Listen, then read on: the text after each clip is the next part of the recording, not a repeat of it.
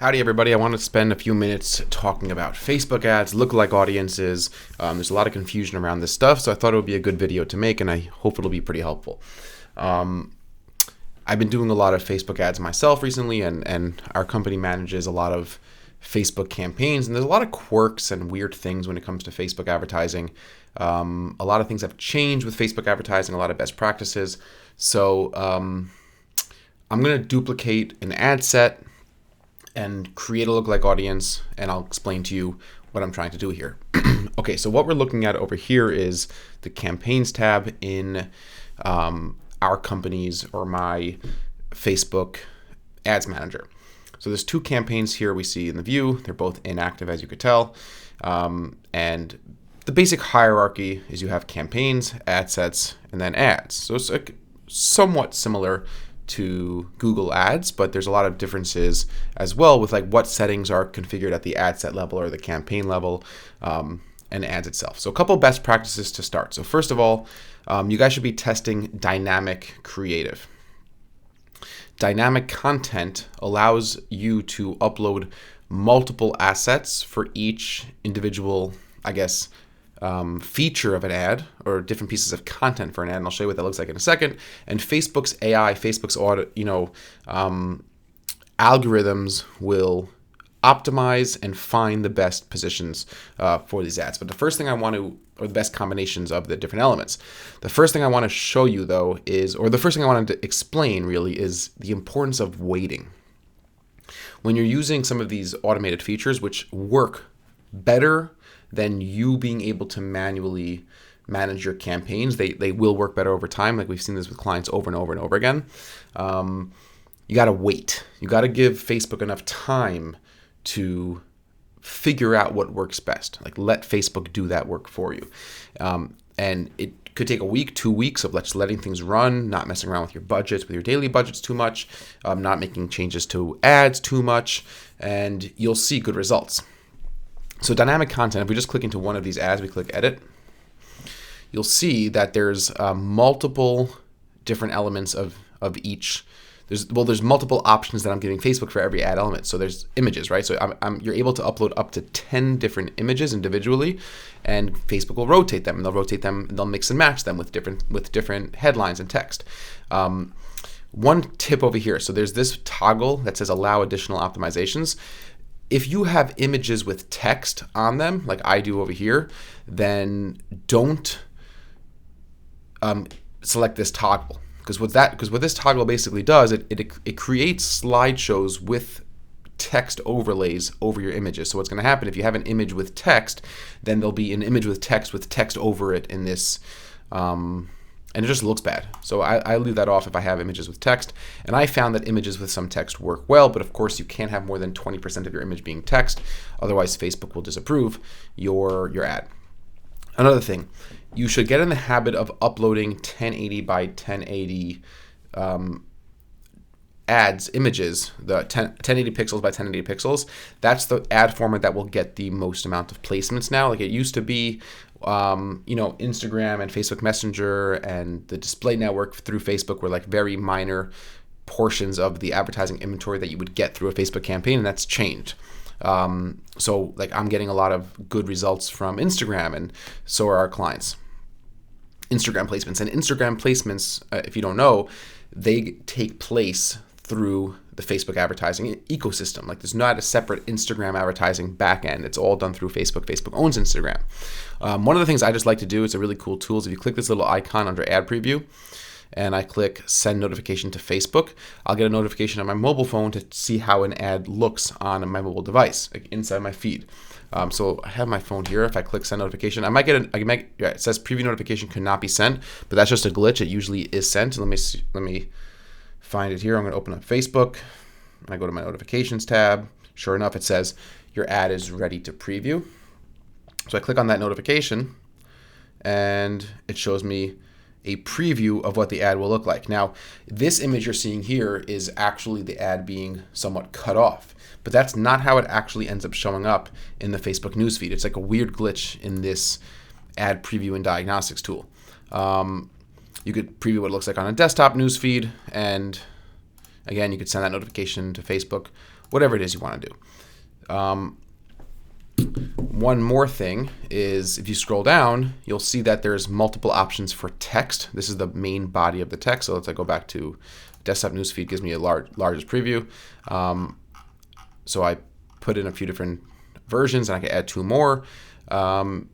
Add in your website URL, display link. You can't test those, but you could test 5 different headlines. You could test 5 different news feed link descriptions, and you could test different call to action buttons. And again, there's no way to control or tell Facebook which combinations or which text to prefer. With dynamic content, you're leaving that in Facebook's hands. This is similar to what Google Ads has been releasing and pushing very heavily with multiple headlines and multiple descriptions in their dynamic responsive search ads.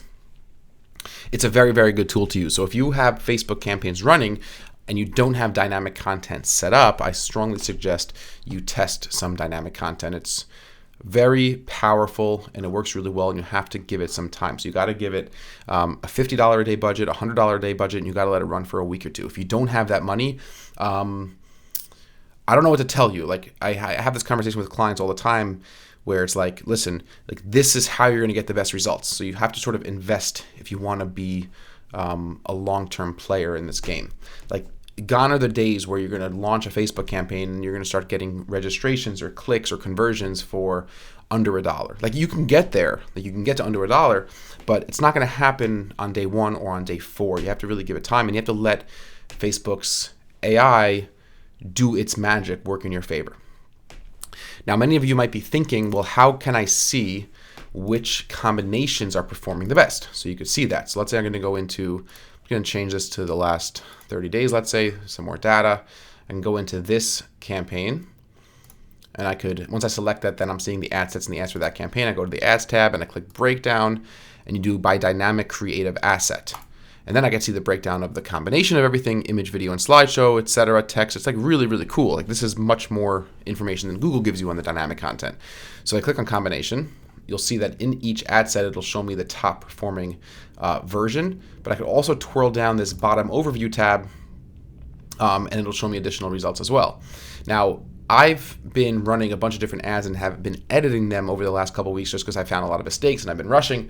So I would see more results once I twirled this down if I had the other ads. If the other ads in the account were still active, but a lot of the other ads that had gotten results are now deleted, those images, so you're not actually seeing the results from there.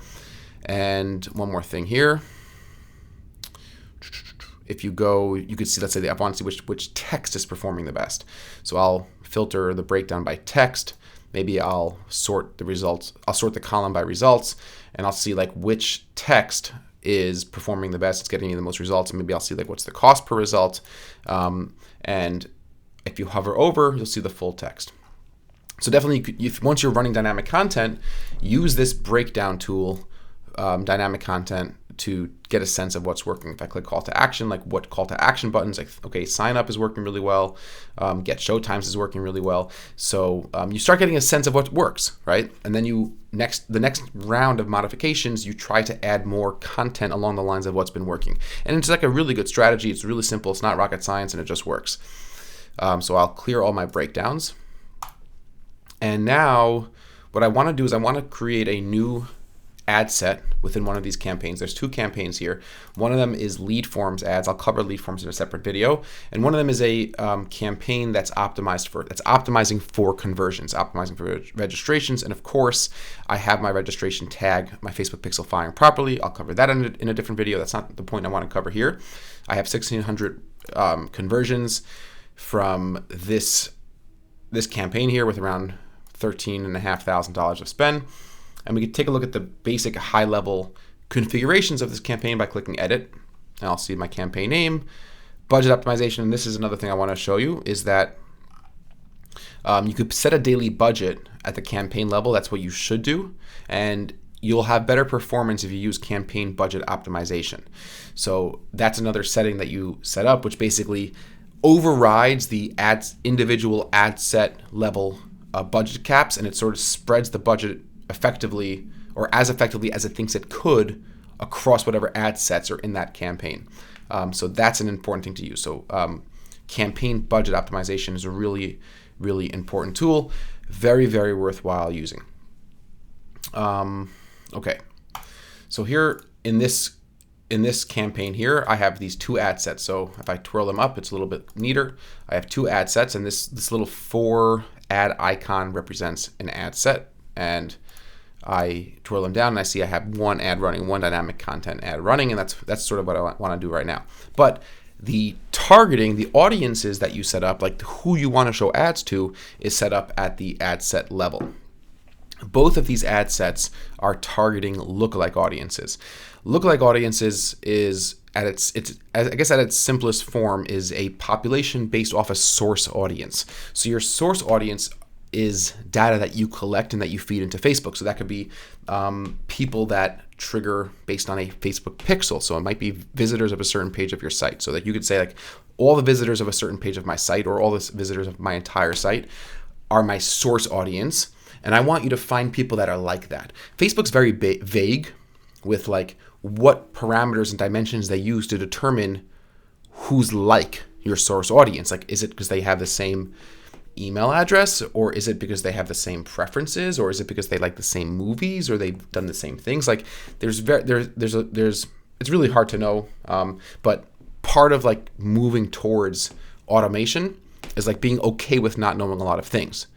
So you might not know exactly what Google uses to determine that, but all you really need to know is that lookalike audiences in many cases work really, really well. You could also combine lookalike audiences with other targeting. So in this ad set, lookalike audiences plus an interest, I have a lookalike audience, and this lookalike audience was, the source audience was 1,300 people who registered for a live webinar. Like that was my source audience, and I wanted Facebook to find all the people that are like that, whatever that means. And I'm going to show you, there's a few different configurations within that are important to understand, and I'll show you that in a minute. But you could also combine it with other targeting. So if I go down here, up here in my audience section, we'll describe this in a little bit more detail in a second. This is my overall audience. This is my lookalike audience. And I have some age restrictions, but I also have, you have, in order to show the ad, the person has to be part of the lookalike audience, and they have to have an interest, be in the interest category of online advertising. So you could further narrow down your lookalike audiences by an interest category, and that's a cool thing to test. So like the basic idea of this test between these two ad sets is, will I get better performance? And in this case, better performance means more website registrations for a lower cost per registration by just targeting lookalike audiences, or will it be better if I target lookalike audiences plus a specific interest related to what I'm trying to sell, which is online marketing education? And that test has been running, and the results are inconclusive as of yet. But I want to try a new lookalike audience. I want to try an audience of people who submitted a form on my website, on our website. So, well, I think that would be a good lookalike audience, because people who have submitted a form who are interested in digital advertising services, high quality people. They've submitted a form. They've expressed interest.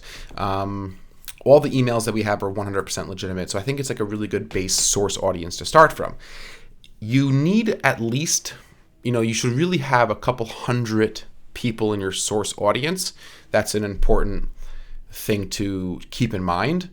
If you don't have 100 or 200, 300 emails, like I would say 500 emails is really where you want to be if you want to create lookalike audiences off an email list. But if you don't have those 500 emails, you could use other things. Like you could use a pixel, a Facebook pixel on your site to create audiences. And if you do not have the Facebook pixel on your site, stop watching this and go put the Facebook pixel on your site. You don't need to do anything with it. Just at least let it collect data. So even if you're getting 5 or 10 visitors a day, get that pixel on your site. And if you guys want a more in-depth video about Facebook Pixel and Facebook Pixel configurations, let me know in the comments. And if there's enough people that are interested, I'll create a Facebook Pixel video. So here I have an export of, I don't know, it's like around 2,000 people who recently submitted a form on our website. 1,929. And I also removed any lead and we use HubSpot as our CRM. Here's HubSpot.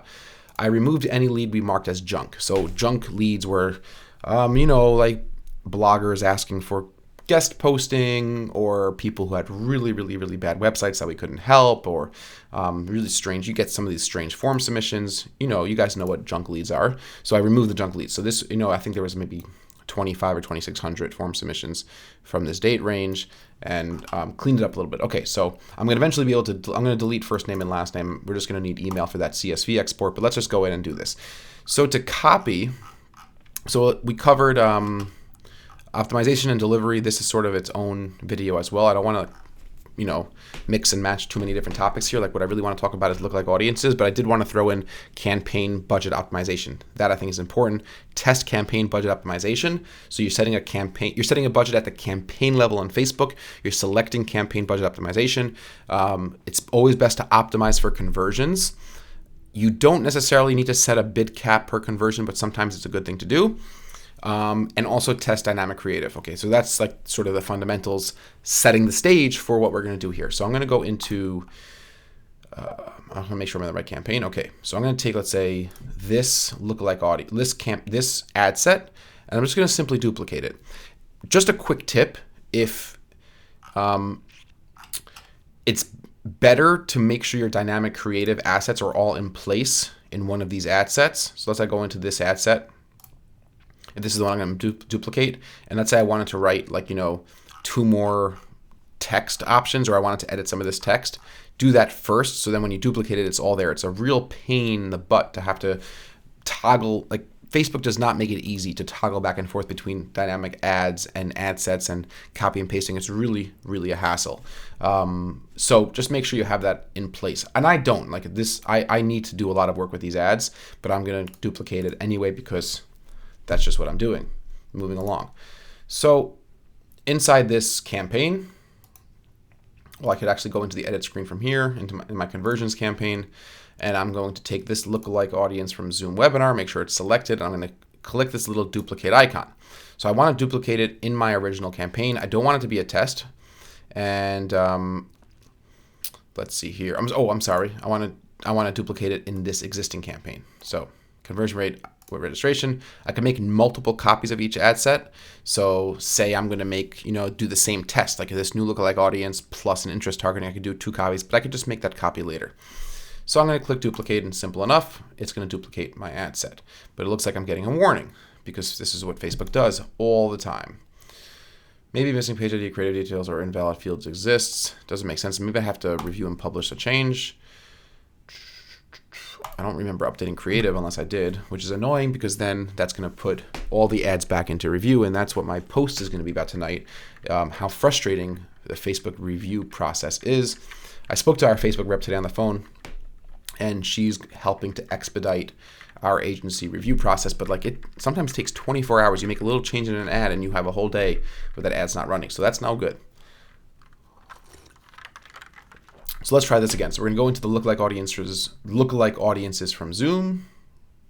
I'm sorry, I have like these weird tics. I like to go into my edit screen from the campaign level. Like I think we all do. Like if you're sitting in front of a computer long enough, like you sort of develop your own weird behavioral patterns that don't necessarily make sense. It's just like an OCD comfort thing. Or maybe it's just me. I don't know. So we're going to edit this campaign. We're going to go into this asset that I want to duplicate. Let's try to clone this again. And we're going to clone it here with 1 copy. How we go. All right, good. And it's called copy. So I'm going to type it lookalike audiences from website. How about this? Lookalike audiences, adventure, media leads. Good. So now we're gonna have to go into edit, and this is sort of the same exact screen you're gonna see if you're creating a new campaign from scratch. So I'm just gonna remove these lookalike audiences over here for now. We're gonna start from scratch and go through it all together. So okay. So here's my audience tab, and I'm setting up a new lookalike audiences. I'm going to set up a new lookalike audience, and actually a few audiences, and I'll explain to you how we're going to do that in a second. So first we create new, and we're going to create a lookalike audience. So we need a source, right? We need a source for the lookalike. Now, Facebook is going to automatically exclude. Well, Facebook claims that they're going to automatically exclude from your ad targeting anybody on the source audience, but I don't totally trust them. So as a preventative measure, I also add the specific source audience as an exclusion. I do that manually, and I'll show you that in a second. Okay, So let's talk about creating a new source. So we're going to create a new source, and I'm going to create a new custom audience. So I'm going to create a customer file, and I'm going to use a file that doesn't include LTV because I don't have lifetime value data for leads. Like maybe eventually I'll create a lookalike audience of current clients, but we're not such a huge agency that we have thousands of active clients, so maybe I won't do that. We'll see. But anyway, we're going to use a file that does not include LTV. When Facebook uploads this file, in the upload process, this information is getting hashed. Where like, so you're uploading an email, name, first name, last name, and what's happening is Facebook's not reading. When Facebook uploads all this information into the system, it's not like email, first name, last name. It's like it's all sort of transferred or transposed into this alphanumeric string, which is an ID, and Facebook looks to see if they have an ID in their database to match it with. Okay, anyway, that's not so important. So I'm going to do, well, I have email, first name, and last name in my export here. So I have email, first name, and last name. I'm just going to make sure I have this saved as a CSV on my desktop. Go back to Facebook, and I'm going to upload my file. So directly from customers, like this is sort of like privacy stuff, upload file. And I'm going to upload my CSV. Nope, that's not it. Right here. And we're going to name the audience. So this is Adventure Leads HubSpot. Or like, maybe form submissions will make it more clear for me to remember later on. And that's it. Click next. See what happens here is we're going to map our field. So email, first name, and this is last name. Just map the fields like you typically do with all these different types of uploads. And that's probably pretty good. Like if I go back to HubSpot, I could probably add a few more identifiers, but like first name, last name, email, you're probably golden. So now it's going to be this. Like that's what I was talking about, this hashed upload. So 100% of my 1928 rows have been uploaded. Beautiful. Now we're going to create a lookalike audience. That's the next step. So we have our source audience. Like this is the 1930 people that Facebook's going to look at to create people who look, or to create audiences that look or are similar to this audience. So let's create a lookalike audience. A couple things here. You select your audience source. So I have my Adventure Form Submissions HubSpot. That's my source. Select audience location. So this is where you want to pool or pull these lookalike audience members from. So this gets a little bit confusing when you think about choosing locations here versus choosing locations in your actual ad targeting. So the way this basically works is whatever countries or locations you select here, Facebook's going to only add members of that audience if Facebook thinks those people live in those locations. Now, say I select just for an easy example, let's say I select the United States here. And then I select, when I actually go to create my ad set, I select United States and Mexico. So Facebook, you could definitely show ads to people in Mexico if you do that, but those are only people who are actually in Mexico that Facebook thinks lives in the United States. You understand? Now, say the flip side. Say in this section right here, in this select audience location, I select United States, Mexico, and Australia, right? So what you're telling Facebook is that you could create my lookalike audience from people who live in the United States, Facebook, and the United States, Mexico, and Australia. But say when I go to create my ad set settings, I only select target the United States. That means only ads will show in the United States. Even though I have members of the lookalike audience from Australia, and I have members in my lookalike audience from Mexico, because I am targeting this ad set to only show ads in the US, that's the setting that would override the where the members are coming from. Or it's not even really an override. It's like, okay, here's your pool, right? So it's like sort of three things. I have my source audience. I then have my lookalike audience, which could be, let's say, 5 million people from the US, Mexico, and Australia. But then I have my ad targeting. Like, I only want you to show ads to people in the US. So, okay, like there's a lot of members from my audience targeting lookalike audience that are just not going to get ads shown to them. So it's maybe a little bit confusing, but that's sort of the hierarchy of how this works. So for me, the select of the audience location is we're going to do United States and the United Kingdom, because I know that I'm going to show ads there. We're going to do Australia, if I could spell it right. And, let's start with that. And we could go back and edit this later. Now we have select audience size. So this is where things get confusing and there's a lot of ambiguity and all that sort of good stuff. So you have the number of lookalike audiences that you could select, and then you have this strange percentage bar. So let me explain to you what this is. And we've had a lot of back and forths with our Facebook reps about this. And the first couple times they told us what this was. I think they were just off. But anyway, if you have a lookalike audience set at 1%, what you're telling Facebook is that choose the 1% of the total potential population of the locations that I chose that are most similar to my source audience, okay? So it's not the 1% of my source audience that's most similar to my lookalike audience or whatever it is. It's like, let's say the United States is 200 million people, okay? So there's 200 million active users in the United States on Facebook, right? Total. If I have a 1% lookalike audience, it's telling Facebook, choose the 2 million people. 1% of 200 million is 2 million. Choose the 2 million people that are most like my source audience of 1,900 form submissions. If I say I want a 4% lookalike audience, it's telling Facebook, choose the 4 million people. So you're going to have 4 million people on your lookalike audience list without any additional age restrictions or location restrictions that you'll set up at the ad set level. This is just the creating audience sizes. Okay, so it's a percentage of the total population. And these numbers up here, you could use them as ballparks, but they're not totally accurate. The next cool thing you could do is you could create multiple lookalike audiences at the same time. So let's say I'm not sure, do I want to do 3%, 1%? If you're going to start off at all, I would strongly suggest start off at 1% of your population. But I'm going to create 5 audiences all at the same time. So I'll have a 1% audience, a 2% audience, a 3% audience, a 4% audience, and a 5% audience. Okay? So up to 1%, 1 to 2%, 2 to 3, 3 to 4, 4 to 5. So the way this is working is a little different than if you had just selected one audience of 5%. So if I just select one audience of 5%, that one audience, according to Facebook, is going to have 13.7 million people on it. Okay?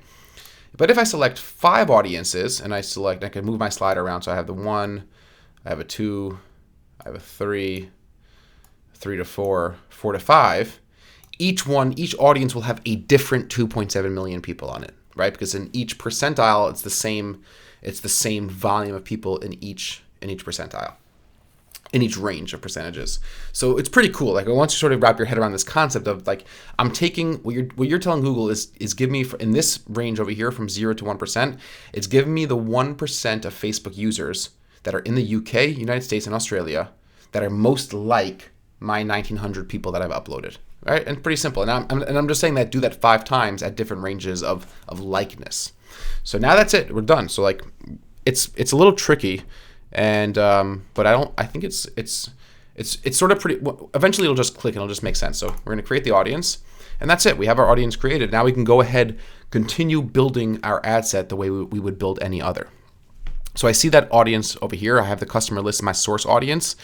I have my lookalike 4 to 5, my lookalike 1 to 2. It gives you the country codes, 3 to 4, 2 to 3, and 1%. And here's where I was telling you where I manually exclude my source list.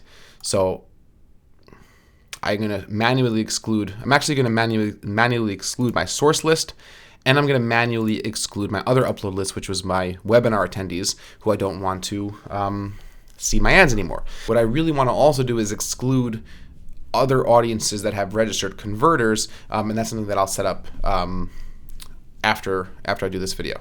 A lot of people get nervous about this audience definition window on the right-hand side over here, where Facebook will tell you that your audience is too specific, but how does that make sense? They told me I'm basically targeting 5 segments of 2.7 million people each. So how could you get me to less than 1,000 people? Well, you might say, oh, you got to less than 1,000 people because of your location targeting and your age targeting, but that doesn't make sense. Like, there's no way that you went from 14 million people down to less than 1,000 because my age targeting is 17 to 40. That doesn't make any sense at all. Or that my language is just English because everyone in the UK and the US and Australia speak English, right? So like I tend to just ignore this in most cases. Honestly, I think it's just a totally inaccurate gauge. But anyway, so let's go back to our locations. So what we're seeing here in this window is locations per audience. So Australia, UK, United States. You could edit your locations and you're only going to have those 3. Because remember what we said, where the first time we chose locations when setting up our audience, we were choosing the locations we want to pull audience members from. Now we're choosing locations where we want to show ads to. 2 separate things. So I have used Australia, United States. So let's say I were to remove the UK and Australia. So I could remove those locations and then I can go back and just, select United States. And I'll have that selected, but I'm going to add back in Australia. And I want to add in the United Kingdom because that's where I want to target my ads. I want my ads to be able to show in any of those 3 countries, let's say. Okay. I could also exclude locations. You could do all, this is not a video about location targeting. Ages, 17 to 40. I'm going to keep it at 17 to 40. English, UK, and I'm not going to leave out any other sort of targeting. Automatic placements, that's a recommended option. Like, I'm just going through some of these typical ad set. Like, we always do automatic placements unless like a client says they don't want their ad showing in a certain place. And we're going to optimize for conversions. Conversion windows will always be 1-day click. And that's basically it. Like, that was a lookalike audience from scratch from an email list. And like, look, all of a sudden, I went up to like see how the gauge changed over here. Now it's potential reach unavailable because everything's the same. Like, I didn't change anything. So I told you this gauge is just not accurate. So we're going to click publish. Make sure I named it right. Lookalike audience, adventure media leads. And that's pretty good. Like, the dynamic content ad is going to be the same. And it's going to be in review, of course. And let's just wait till it publishes and we'll see how it goes. Close this off here and go over to our campaigns, back into the conversions. We have 3 ad sets. And if I go into this leads, we'll probably see 1 ad is in review, which is the case. So that's that. That's lookalike audiences. Just a quick recap. Lookalike audiences are awesome. You have the source audience. Facebook claims they automatically exclude the source audience from targeting, but be that as it may, it's still a really good feature. And I'll manually exclude those audiences, the exact audiences anyway. So lookalike audiences are really good.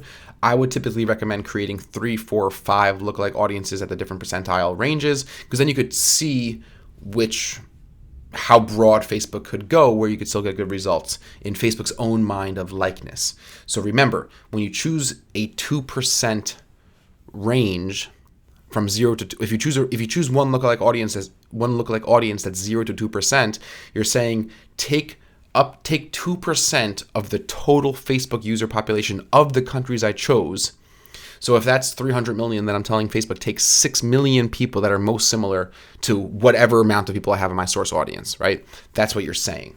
You're not telling Facebook where to target the ads. That comes at the ad set settings. But I recommend doing 5, or I guess what we've seen work the best is 5 individual audiences, each separated by 1%, but always have the 1%, because the 1% is going to be the most specific to your audience. And if you're going to only do one lookalike audience, just do 1%. That's usually more than enough, unless you're targeting a very narrow location, and then you might need, you might need to slide that lever up to 4, 5, 6, 7%. So lookalike audiences are really cool. You upload that CSV file right into Facebook as a custom audience. Then you select that custom audience as your source audience. That source audience is what's used to create your lookalike audiences. You choose the locations they should come from and the percentage and the breadth that you're giving Facebook to pull from the total population. And then you go ahead and create the rest of your settings in the ad settings tab as you would any other normal campaign. You can combine it with age restrictions and gender and interest categories and all that, in-market segments and all that good stuff. Campaign budget optimization is a big plus. Test it. And dynamic content, test it. And I hope this video was helpful, at least I think hopefully understanding the concept of lookalike audiences, the concept of source audiences, and also like what that entire slider of percentages really means in the context of Facebook. So enjoy. Let me know how your dynamic content campaigns go, especially if you're using lookalike audiences. But more importantly, wait, give it time. When you first launch a Facebook campaign that is targeting lookalike audiences, but more importantly is using campaign budget optimization with dynamic creative, you got to give it time. You got to give it a week, 2 weeks, 3 weeks. Just let it run. Let Facebook figure all this stuff out. So that's it for now. There's a lot of other videos here that I think would be relevant, like a lot of other concepts, even like peripheral concepts to what we covered, like, the pixel, like understanding the pixel, custom conversion actions, different data analysis within Facebook. But for now, I think that was a good overview of lookalike audiences. I hope that was helpful. And of course, I'll be sharing the results of what happens here. See you guys in the next lecture.